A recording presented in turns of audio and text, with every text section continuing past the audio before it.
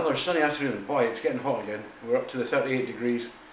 I have to have the fan going. I'll try and cut the noise out later. However, I want to talk today about misgendering, and specifically about a spat that appeared in the UK.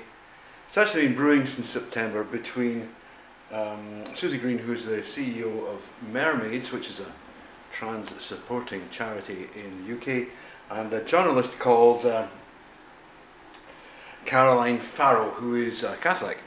It would appear that sometime during a Twitter dispute, Caroline Farrow referred to Susie Green's trans offspring as a man, a boy, a male, and generally speaking misgendered her.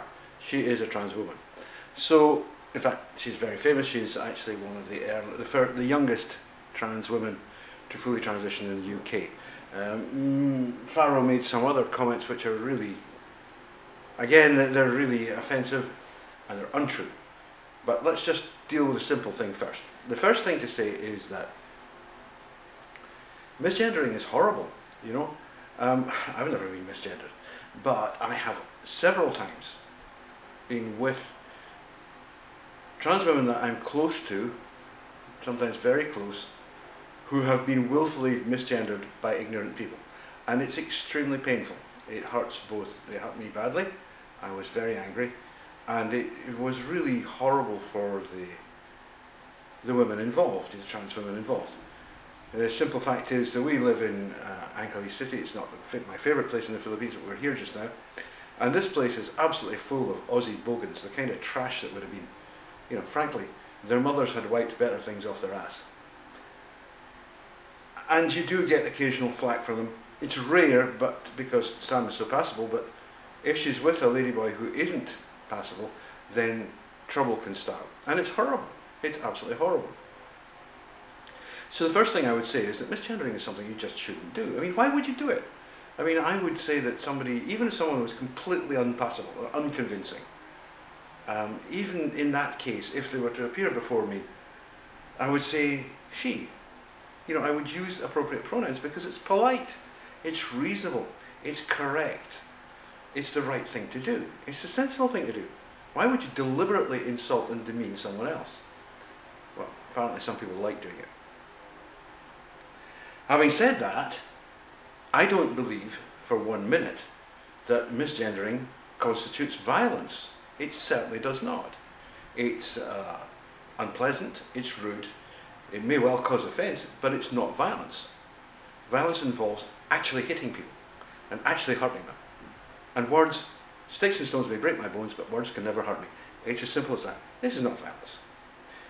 Which means that some of the reactions that have proceeded from this incident should be seen in that light.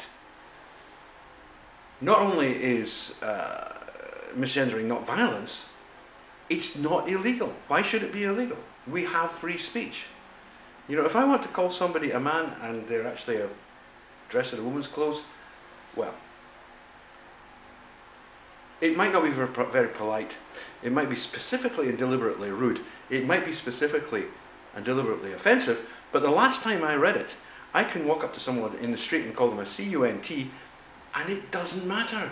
I'm not going to go to jail for that. But if I walk up to a trans woman and say, sir, then maybe I will. There's something wrong with this. What's happened is that this spat happened because in September last year, Miss Green got into a spat with Farrow on that well-known sewer Twitter, which is a cesspit. It got heated, it got nasty, and Farrow used these misgendering terms towards Susie Green, and also said that she had, and I quote, castrated her son, and that this was illegal because she'd taken him to Thailand when he was 16. Now, this is all lies. First of all, we don't call it castration. The individual concerned went for a genital reconstruction surgery, which is a well-known and recognised form of surgery. It's not called castration. Okay, castration is very specific. It involves the crushing or removal of the testicles. In modern parlance, that's actually called an orchiectomy. Well, it's true that in some GRS, in fact most GRS, an orchiectomy is carried out as part of the procedure. It's not always the case, and it's not actually even necessary. You can create a neovagina with no problems and still leave the testes in. Very few doctors do that because, in fact, it will mean leaving a testicle inside the body, which is a potential site for cancer, so they don't like to do that. But it's not castration. Secondly, the young person involved went to Thailand, where it was completely legal at that time to have a GRS. Okay? It was not till later that Thai law was changed such that you could only have a GRS at the age of 18 or above, which I have no comment about. I think that's fine. And thirdly, even in the UK, it wasn't illegal for such a surgery to go forward. It was simply that it wasn't available. It was not available under the NHS, nor was it available under any of the licensed clinics available who could have carried it out. That is at the age of 16, perfectly available at 18. So Susie Green simply took the person who was going to have the GRS to Thailand, where it was legal, completely okay, completely above board, and had the surgery there. So this was not some sort of illegal castration. This journalist has been hysterical, to put it mildly. The upshot, however, was that she ended up being interviewed by the police under caution with the threat of a potential prison sentence. Now, the whole thing has dropped because actually what happened was that Susie Green, when this blew up into a major story, seems to have realised just how much bad publicity she was creating for herself, and she withdrew the complaint. Without a complaint, certainly in England, the police cannot pursue an investigation of this kind. So it's been dropped. But it should never happen in the first place. The police should have simply said no. It's not acceptable that police get involved in situations like this. There was no evidence at all of off-Twitter harassment, certainly not from Farrow towards Green. That just didn't happen. As far as I know, Susie Green's details are all public. She's a public person, you know. I think her reaction was mistaken, and I think that whether or not it was mistaken, the recourse to law in this case should not be available. I don't believe that it's acceptable for the police to be involved in situations where it's simply one person insulting another person. I mean, that's become ridiculous. Grow a pair, you know. You'll learn to accept that in spirited argument people call each other things. And unfortunately we've developed into such a weak-willed, pusillanimous society that people can't accept basic, simple insults now.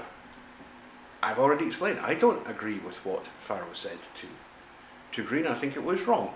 I think that misgendering is inappropriate, especially as the argument was between two women, and it wasn't with the person involved. This was a third party, effectively, that was being insulted. That was cheap and low, and it shouldn't have happened. And further, I would say, you know, I'm not a very practicing Christian, but I am actually a Christian.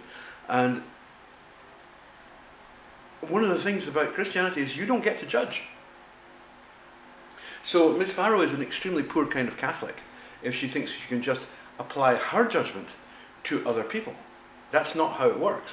If you're a Christian, you accept that only one person, or not even a person, only one authority gets to judge, and that's it. So that was what I wanted to say about this. I've been finding these rather disturbing, and I don't think that they help. My view is that I would like to see young HSTS being able to transition without harassment, with full support, but without being pushed in any particular direction. And I don't see that that's helped by spats like this. I accept that Susie Green, although she doesn't seem to understand the basics of the science of trans, in that she doesn't seem to understand that there are two different types, I think that her heart is basically in the right place. But I don't think that she helps by getting the police involved in a situation like this, and I think that she has realised that, or perhaps her PR advisors realised it, was made clear by the fact that she withdrew the complaint.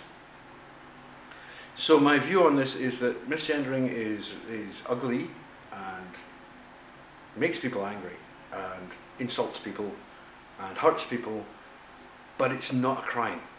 You know, I mean, I can think of plenty of words that I can call people and nobody would even think about calling the police about it. But as soon as it's misgendering, suddenly it's violence and a crime. It's just a nonsense. This is just nonsense, and it has to stop. We have to change this.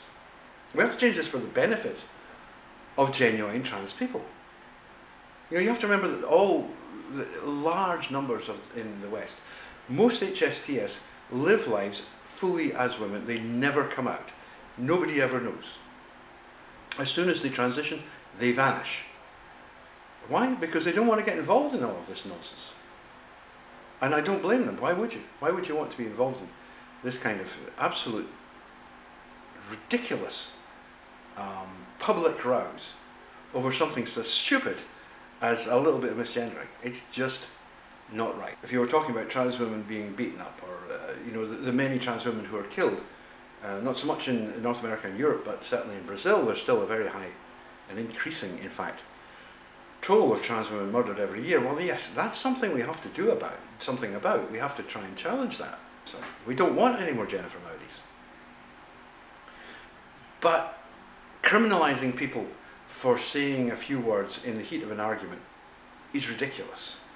And it takes us beyond the pale into a kind of police state where only certain thoughts are allowed and only certain concepts are allowed. And we can't have that. It's not acceptable.